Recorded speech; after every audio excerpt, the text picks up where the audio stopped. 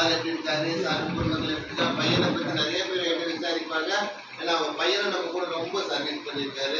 உண்மையுமே ரொம்ப சந்தோஷம் சார் எங்க கூட இருக்கிறதுக்கு. நன்றி நன்றி. இன்னைக்கு ஆக்சுவலா இந்த நாட்டில் போதை பழக்கம் அதிகமாக இருக்குன்னு சொல்றாங்க. இன்னும் அடாப்ட் ஒன்று தெரியல. இன்னைக்கு நடந்த ஒவ்வொரு விஷயத்துல மாட்டின்னு இருக்காங்க நிறைய பேரு. நீங்க இங்க இருந்து பாதுகாக்கப்படுகிறீங்க.